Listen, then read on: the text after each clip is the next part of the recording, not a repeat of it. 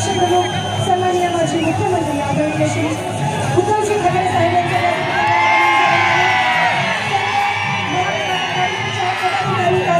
आणि शिवसेना सोलापूरच्या वतीने आपलं अगदी मनपूर्वक सहर्ष स्वागत करतात। सन्माननीय स्वागतावर आगमन होत आहे। आगतम स्वागतम सुस्वागतम।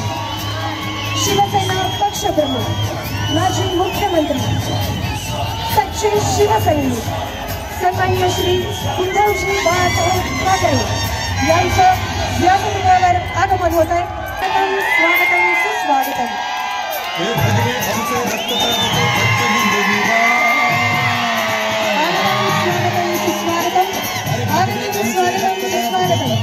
सन्माननीय माजी मुख्यमंत्री शिवसेनेचे पक्षप्रमुख आदरणीय श्री उद्धवजी ठाकरे यांचं व्यासपीठावर आगमन करत आहे। जोरदार टाळ्यांच्या गजरामध्ये सन्माननीय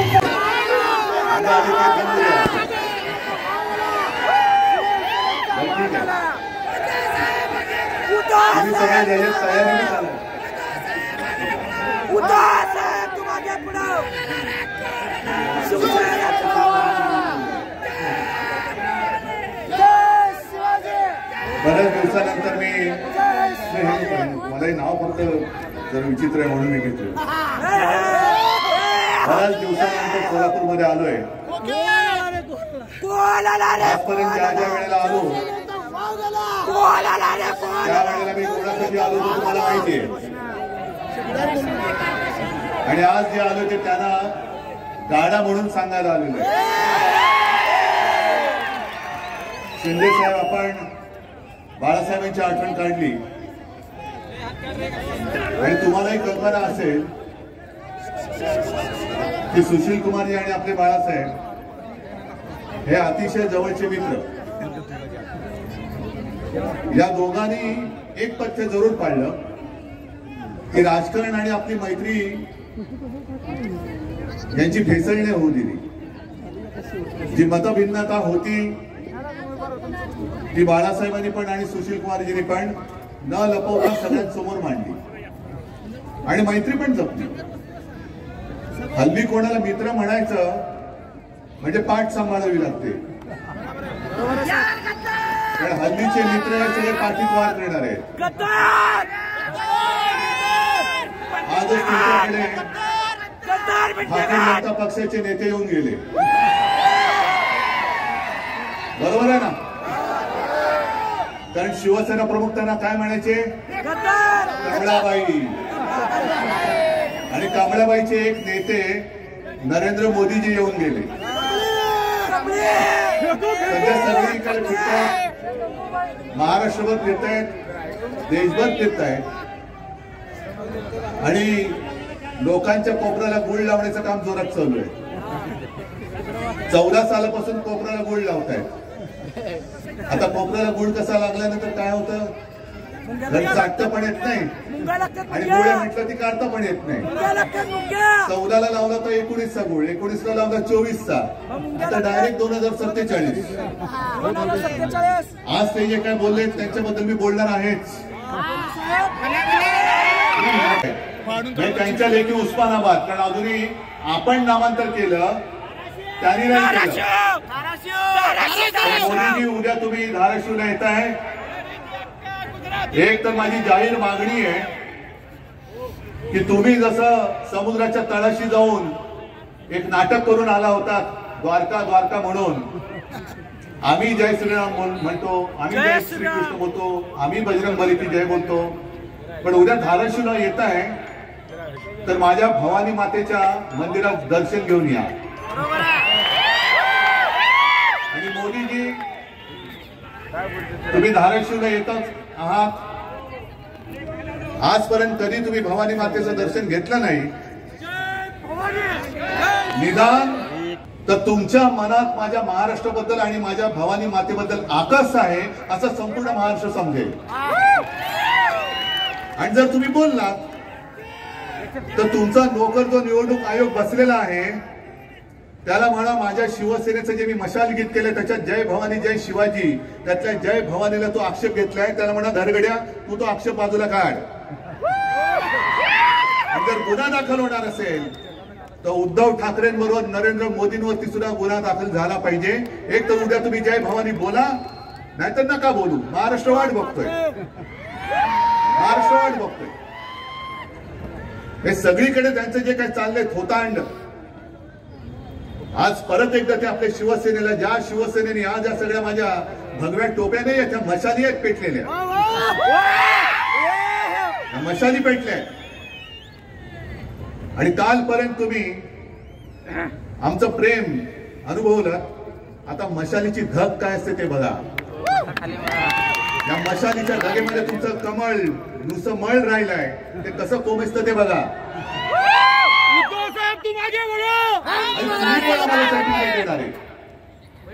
अहो, जेव्हा शिवसेनेचा जन्म झाला 66 साली, शिवसेना प्रमुखांनी भूमिपुत्रांच्या न्याय हक्कासाठी, म्हणजे मराठी माणसासाठी आणि मराठी अस्मितेसाठी, महाराष्ट्राच्या अस्मितेसाठी शिवसेनेला जन्म दिला. तेव्हा मोदीजी एक तर तुम्ही कुठेतरी हिमालयात असाल किंवा कुठल्या तरी रेल्वे स्टेशनवर असाल, नक्की तुमचं काहीच कळत नाही आम्हाला. आणि आज तुम्ही आमच्याकडे येऊन ज्या शिवसेना प्रमुखांनी तुम्हाला कठीण काळात, म्हणजे अटलजी तेव्हा तुम्हाला केराच्या टोपलीत टाकायला निघाले होते, राजधर्म का पालन करना होगा असं म्हणून तुम्हाला उचलून फेकत होते. केराच्या टोपलीत जर का गेला असता तर मोदीजी 10 वर्ष तुम्हाला जी भोगायला मिळाली ती भोगायला मिळाली नसती. आणि तुमच्यासाठी आज तमाम शिवसैनिकांनी, जसं प्रणिती तू बोललीस, सोलापूरकरांनी, अख्ख्या महाराष्ट्राने, अहो काय गंमत आहे 48 पैकी 42 खासदार निवडून देण्याचं. पण शिवसेना बरोबर होती म्हणून तुम्ही त्या तख्तावरती बसला. आता शिवसेना तुमच्या सोबत नाही, त्या तख्तापर्यंत तुम्ही पोहोचू शकत नाही, पोहोचू देणार नाही. आणि संकट काळामध्ये मदत करणाऱ्या शिवसेनेला तुम्ही नकली शिवसेना म्हणता. अहो, तुमच्या भारतीय जनता पक्षाचा भाकड आणि भेकड जनता पक्ष झालेला आहे. प्रत्येक ठिकाणी माणसं पैसे देऊन गोळा करावे लागत आहेत. इकडे मी तुम्हाला सगळ्यांना विचारतो, एक तरी माणूस कोणी हाडकाऊ आहे काय? तुम्ही स्वतःहून आलात ना, स्वतःची पदरमोड करून आलात ना. बघा मोदीजी, असं प्रेम, याला प्रेम म्हणतात. आज जणू काही देशातले सगळे पक्ष प्रश्न संपलेले आहेत आणि फक्त महाराष्ट्रामध्ये शिवसेना हाच आपला दुश्मन आहे. टरबूजाचं काय करायचं तुम्हाला माहिती आहे? अरे पण टरबूज असताना ते उन्हाळ्यात कामी तरी येतं, हे दुष्काळात 13वा महिना आहे आणि टरबूज नाहीच आहे. ते दिवाळीमध्ये काय चिरडता तुम्ही? चिराट. आले तेव्हा टरबूज होते, आता पाव उपमुख्यमंत्री झाले की नाही चिराट? होता केवढा, झाला केवढा. पण असं हे सगळीकडे यांचं चाललेलं थापेबाजीचं.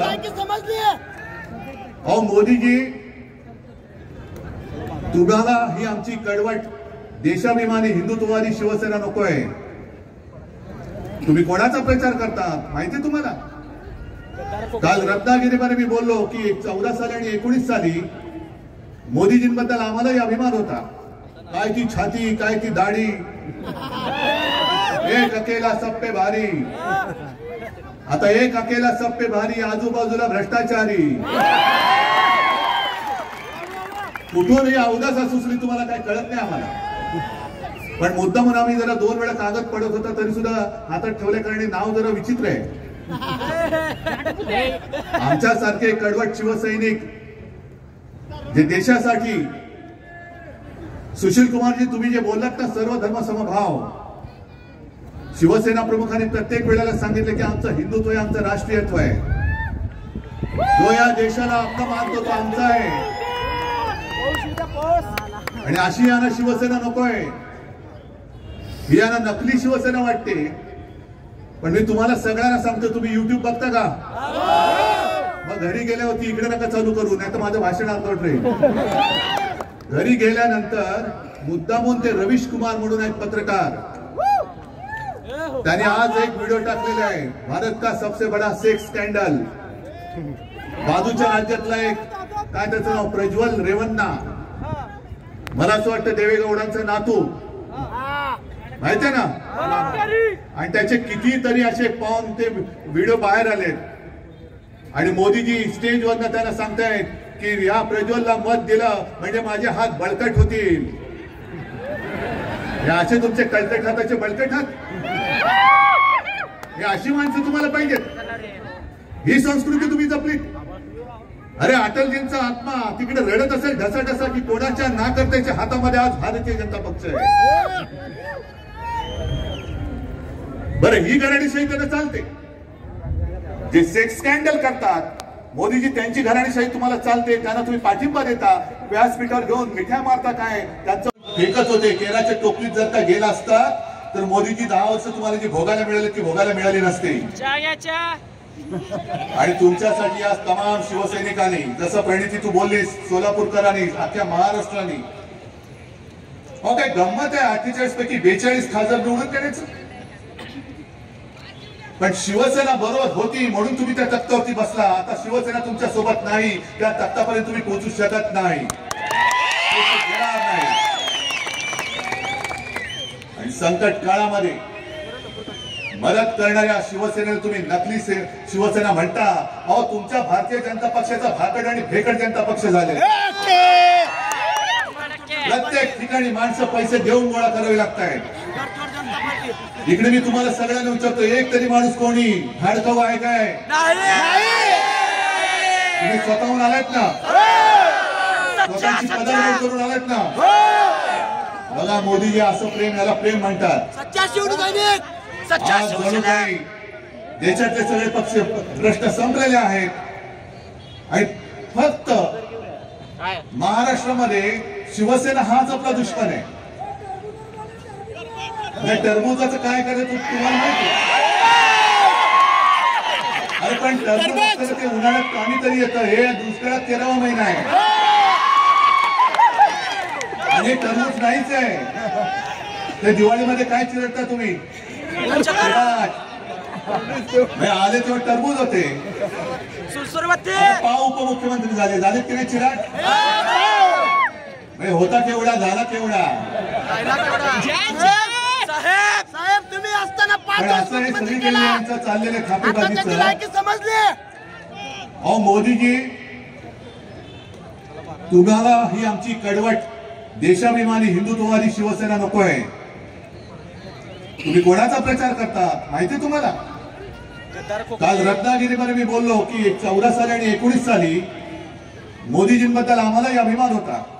काय की छाती, काय की दाढी, एक अकेला सब पे भारी. आता एक अकेला सब पे भारी, आजूबाजूला भ्रष्टाचारी. कुठून ही अवदासा सुचली तुम्हाला काय कळत नाही आम्हाला. पण मुद्दा म्हणून आम्ही जरा 2 वेळा कागद पडत होता तरी सुद्धा हातात ठेवले कारण नाव जरा विचित्र आहे.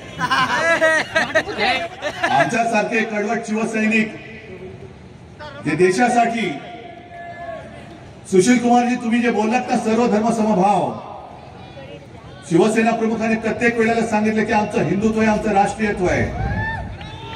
जो या देशाला आपला मान तो आमचा आहे. आणि अशी यांना शिवसेना नको आहे. ही यांना नकली शिवसेना वाटते. पण मी तुम्हाला सगळ्यांना सांगतो, तुम्ही युट्यूब बघता का? मग घरी गेल्यावरती इकडे नका चालू करू, नाही तर माझं भाषण अर्धवट राहील.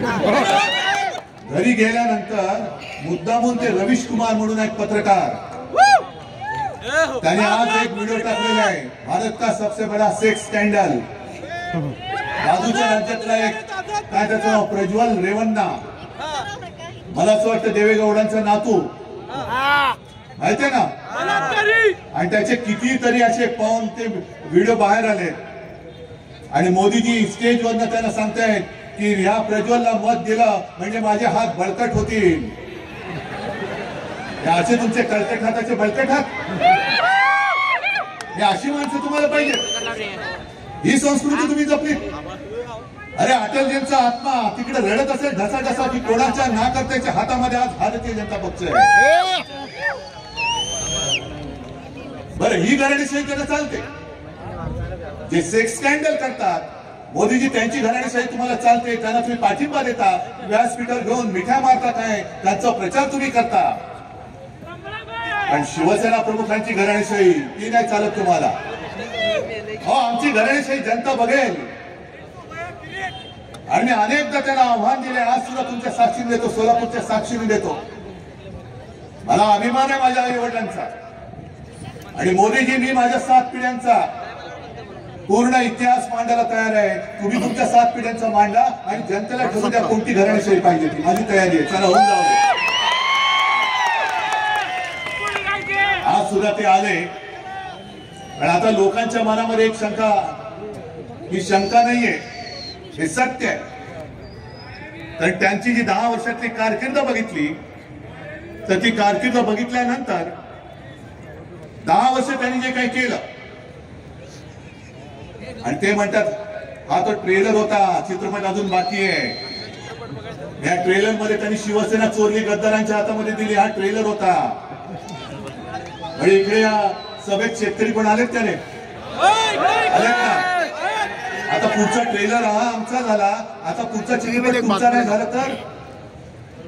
म्हणजे जसं माझ्या शिवसेनेच्या 7-12वरती गद्दारांचं नाव लिहिलं, तसं तुमच्या 7-12वरती यांच्या सुटापुटातल्या मित्रांचं नाव लिहिलं तर तुम्ही जाणार कुठे?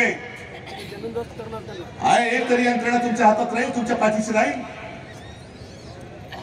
आणि घटना बदलण्याचं जे काही यांचं स्वप्न आहे, म्हणून ह्यांना 400 पार करायचे होते. पण अश्वमेधाचा घोडा नव्हता यांचा, अश्वमेधाचं खेचर होतं, ते आढळलेलं होतं. अरे अश्वमेधाला सुद्धा घोडा लागतो, रुबाबदार. हे खेचर आहे, गाडो म्हणा, काही म्हणा.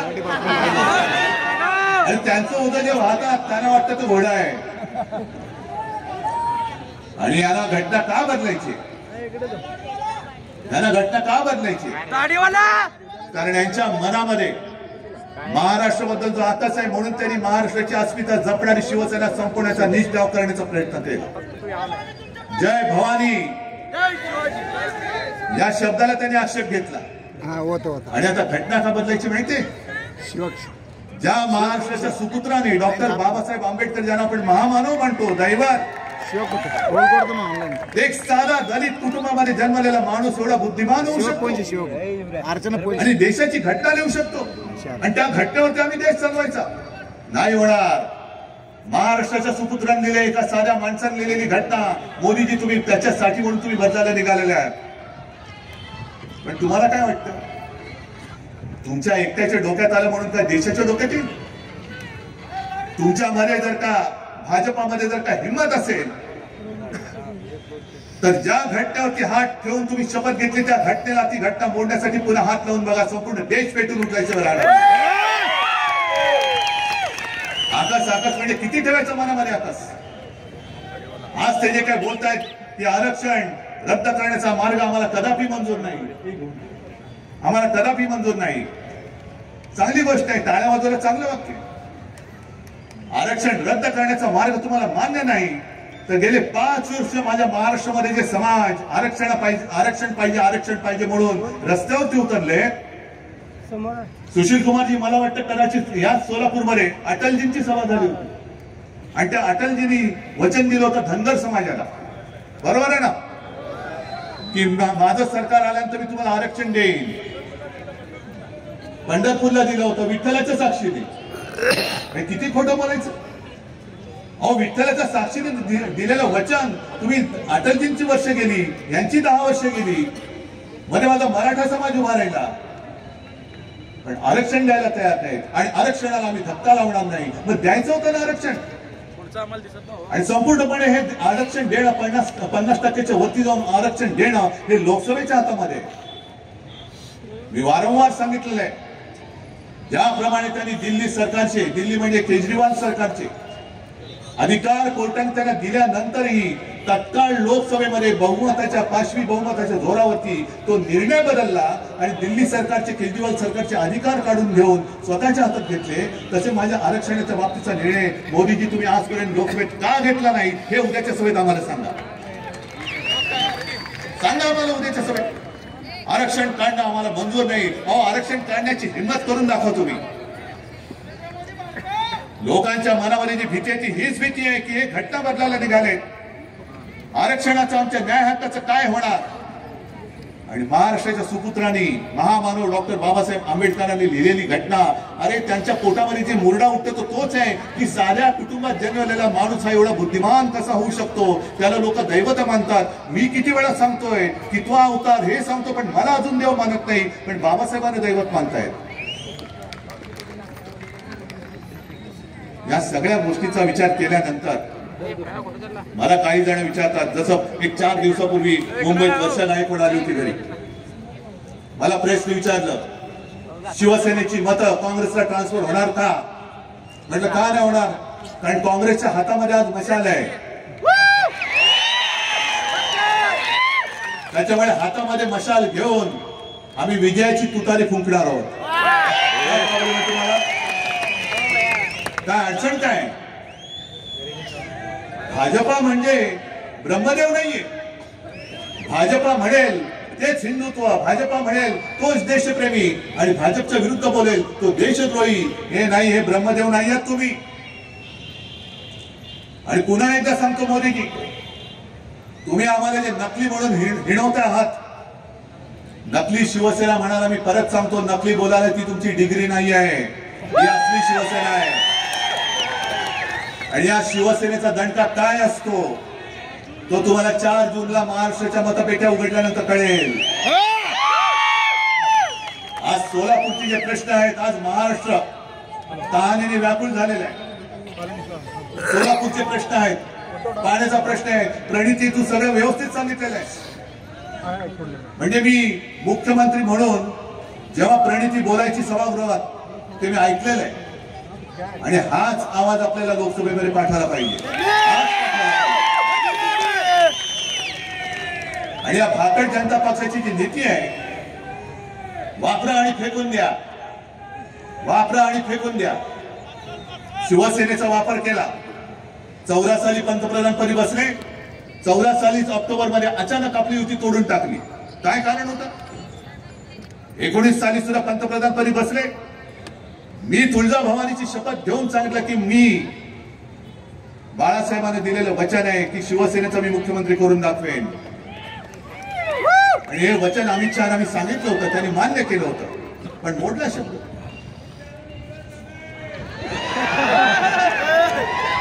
जाऊ दे बाबा, दवाखाना कुठे असेल तर तुम्ही दाखवा. त्यांनी शब्द मोडला. वापरायचं आणि फेकून द्यायचं. आता मला सांगा, गेल्या वेळेला आपल्या इथले खासदार कोण होते ज्यांच्या प्रचारासाठी शिवसैनिक सुद्धा आले होते? कोण होते स्वामी? आता कुठे? गेल्या वेळेला का दिले होते?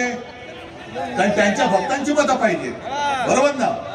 आता त्या भक्तांना विचारा, या अंधभक्त भाजपचे एवढे मातले की गेल्या वेळेला तुमचा वापर केला आणि दिला फेकून. बरं, प्रमाणपत्राचा जर का प्रश्न असेल, प्रमाणपत्राचा प्रश्न कसा सोडवलात? तसा तुम्ही स्वामींचा का नाही सोडवलात? अरे स्वामी होते ना, स्वामी आहेत ना, हिंदुत्ववादी आहेत ना, सोडवायचा होता ना प्रश्न, का नाही सोडवलात तुम्ही? पण वापरा आणि फेकून द्या. त्या स्वामींना सुद्धा कळलं असेल की काय अघोर पाप माझ्याकडनं घडलेलं आहे. आणि स्वामीजी, मला तुम्हाला मी जाहीर सांगतोय, आता तुम्ही तुमच्या शक्तीने आणि शाप देऊन टाका. या शाखाना 300 जागा मिळाल्यानंतर सुद्धा त्यांनी 370 कलम जरूर दूर केला. आम्ही पाठिंबा दिला. काश्मीरचा 370 कलम दूर केला, शिवसेनेने पाठिंबा दिला, उघड पाठिंबा दिला. पण 370 कलम काढल्यानंतर सुद्धा अजूनही काश्मीरी पंडित काश्मीरमध्ये का जाऊ शकत नाही? काय सगळी माहिती आहे अपडेट तुमच्याकडे, अप टू डेट.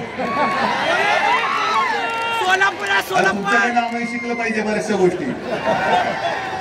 बोलतात ते काय अगदीच काय खोटं नाहीये. आणि ते गाणं आहे ना, हे पब्लिक है सब जानती है. आम्हाला वाटतं आम्ही शहाणे आहोत, पण आमच्यापेक्षा तुम्ही कित्येक पटीने जास्त हुशार आहात. थांबा थांबा थांबा थांबा.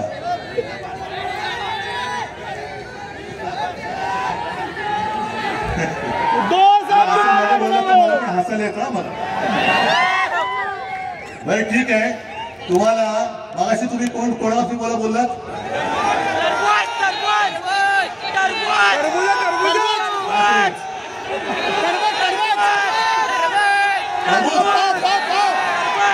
म्हणजे कोण?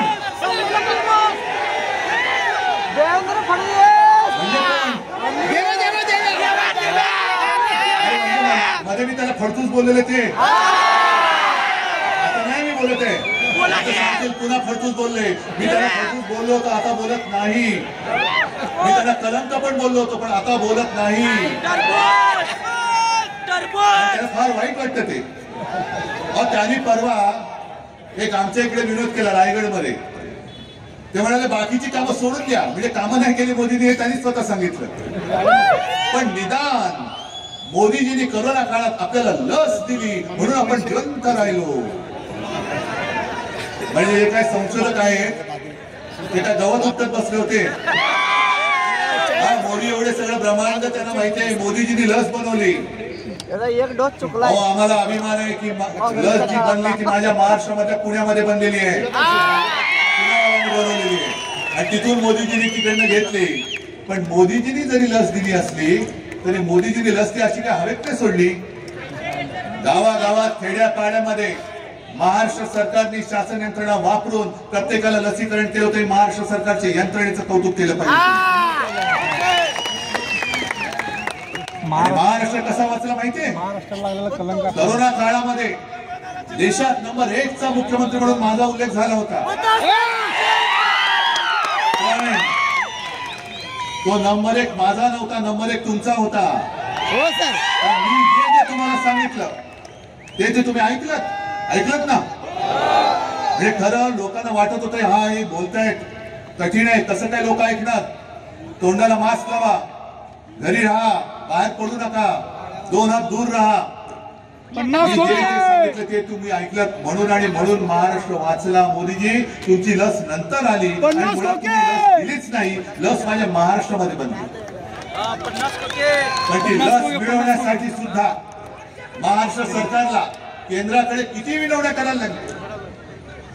आधी लोकांना जमवायचं, जमवल्यानंतर लक्षात यायचं की अमुक एका केंद्रावरती एवढी लोक आलेत पण तेवढा लसचा पुरवठाच होत नाहीये.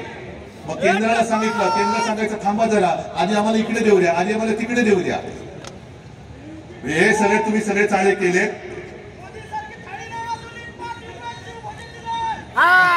सगळं माहितीये तुम्हाला. बरं जाऊ दे, कोरोनाचा विषय तुम्हाला माहितीये. मला सांगा 10 वर्षामध्ये खरंच प्रामाणिकपणे हात वर करून सांगायचं किती जणांच्या खात्यात 15 लाख रुपये आलेत? एकाने तरी हात वर करून सांगायचं. कोण देणार होतं बोलले? मोदी. आणि भाजपच्या खात्यात किती आले? निवडणूक कोट्यातून किती आले? मोजायच्या पलीकडे 8-10 हजार कोटी. मग आजचे दिन कोणाचे आले? आणि पुन्हा आणखीन देणार परत त्यांना मत. आता आणखीन एक गोष्ट सांगतो.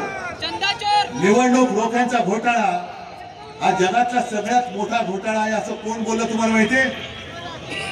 निर्मला सीतारामन ज्या अर्थमंत्री होत्या त्यांचे पती प्रभाकर, परकला प्रभाकर, त्यांनी सांगितलं की निवडणूक रोखे हा जगातला सगळ्यात मोठा घोटाळा आहे आणि त्यांनीच त्याला नाव दिले मोदी गेट. अहो मोदीजी, तुमच्या मंत्र्यांचे पती बोलतायत, आता पाठवा ना ईडी त्यांच्याकडे, पाठवा ना त्याला तुरुंगामध्ये.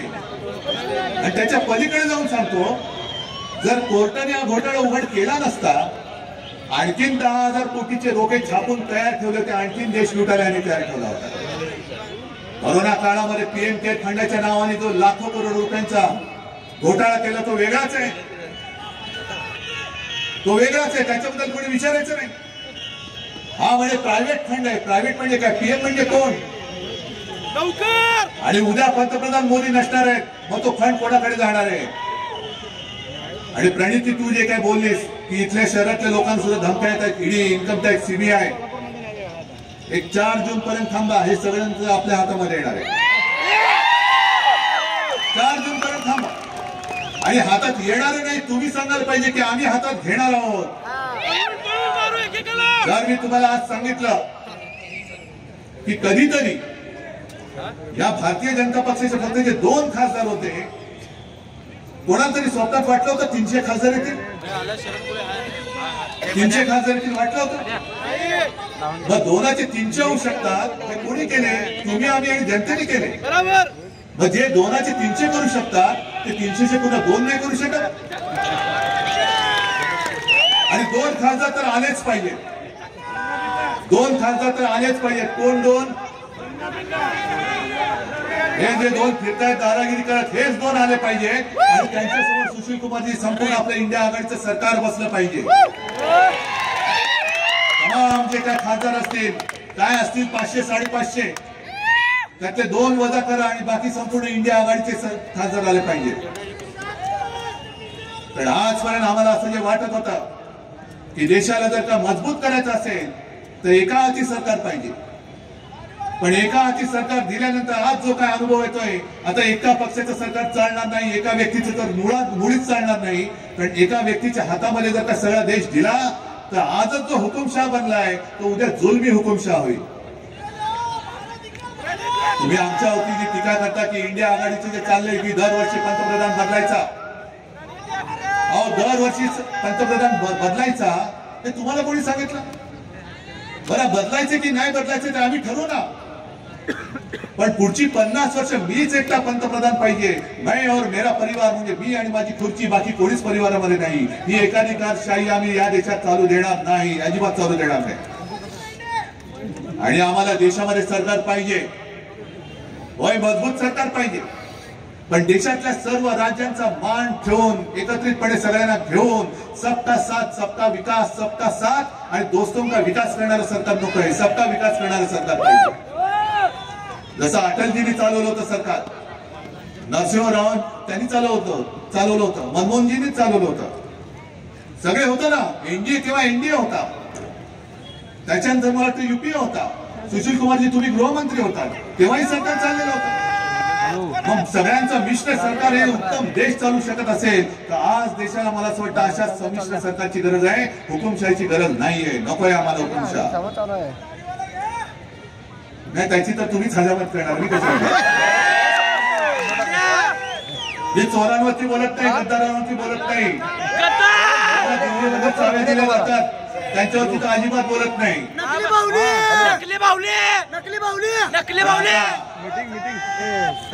तुम्ही सगळ्यांनी मला जरा जोशात सांगायला पाहिजे. मी मुद्दा म्हणून आलोय प्रणितीला, मला माहिती नाही मी किती तिच्यापेक्षा मोठा आहे वयाने. सुशील कुमारजी मला आशीर्वाद देतात, पण प्रणिती मी तुला वयाच्या याने आशीर्वाद द्यायला आलोय, हो आशीर्वाद द्यायला आलोय. प्रणिती तुला मी तुझा मोठा भाऊ म्हणून शुभेच्छा द्यायला आलोय, हो तुला शुभेच्छा द्यायला आलेलो आहे. हे सगळे माझे तुझे सगळ्यांचे मोठे भाऊ, छोटे भाऊ, बहिणी, माता, भगिनी इकडे बसलेले आहेत, हे सगळे इकडे तुला आशीर्वाद द्यायला आलेले आहेत. आणि आशीर्वाद नुसते शाब्दिक नकोय.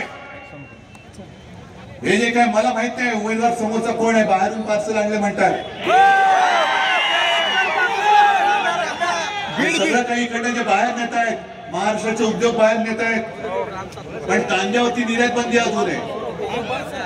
तशी आता ही इथली जे काही बाहेर आलेले उमेदवार आहेत त्यांची निर्यात करून टाका परत. देऊन टाका. त्याच्यानंतर बाहेरची पार्सल जी येतात इकडे ना, त्यांना सांगा इकडे सोलापूरकर समर्थ आहेत, सोलापूरचा जो माणूस आहे तो असाच सोलापूरकराला त्यावेळी निवडून देणार. आणि सुशील कुमारजी तुमची कारकीर्द, तुमच्यावरती प्रेम करणारे असंख्य इकडे सोलापूरकर आहेत. आराम मास्तर इकडे आलेले आहेत. मला आता मग अशी भैया देशमुख भेटले, पाठिंबा आलेले आहेत, सगळे सोबत आलेले आहेत. राष्ट्रवादी आहे, आप आहे, सगळेजण एकत्र आल्यानंतर मला प्रणितीचा विजय नुसता साधा सुद्धा नकोय. तुम्ही मला हात करून सांगायला पाहिजे की समोरच्याचं डिपॉझिट जप्त करू आणि प्रणितीला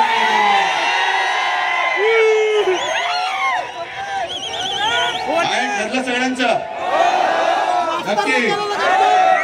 मग विजयाच्या सभेला येऊ.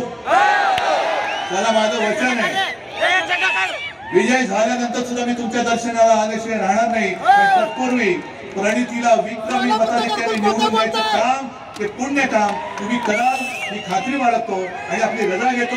जय हिंद, जय महाराष्ट्र. आदरणीय उद्धव साहेब शिवसेना पक्षप्रमुख उद्धव साहेब, देशाला आपल्या नेतृत्वाची गरज आहे. सोलापूर मुंबईमध्ये आझाद मैदानावर प्रणिताई शिंदे यांना व महाविकास आघाडीला आदरणीय उद्धवसाहेब ठाकरे, आदरणीय शरदचंद्रजी पवार साहेब